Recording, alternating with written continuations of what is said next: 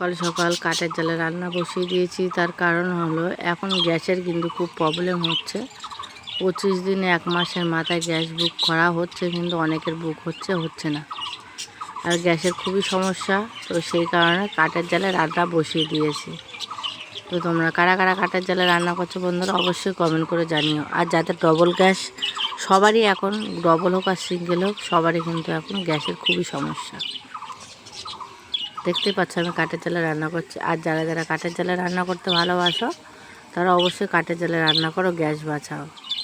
না হলে পরে দেখো অনেক কিন্তু মিষ্টির দোকানে গ্যাসের জন্যই কিন্তু বন্ধ হয়ে গেছে। সেই কারণে যাতে আমাদেরও সবার রান্নাটা বন্ধ না হয়ে যায়, তো সেই কারণে কাঠের জাল গ্যাসটা ভরা রয়েছে থাক, গ্যাসে টুকিটাকি কিছু করার জন্য। আর কাঠের জালে বেশিরভাগ লোক রান্না করো, তাহলে কোনোই কিন্তু সমস্যা হবে না তোমাদের। তো দেখো কি সুন্দর আগুন উঠেছে, দেখেছো? আজকে কিন্তু আমি ডাঁটা চিংড়ি রান্না করছি, যেটাকে বাঙাল ডাঁটা বলে, অনেকে অনেক ধরনেরই ডাঁটা বলে। তো সেই ডাঁটা শাকের যে ডাঁটাগুলো হয় সেটাই। তো তোমরাও কিন্তু বন্ধুরা ঝটপট কাঠের জালে রান্না শুরু করে দাও। আমি কিন্তু অলরেডি রান্না শুরু করে দিয়েছি। তো চলো এখন এই ভিডিও এই পর্যন্ত, পরবর্তী ভিডিও আবার আসবে। টাটা।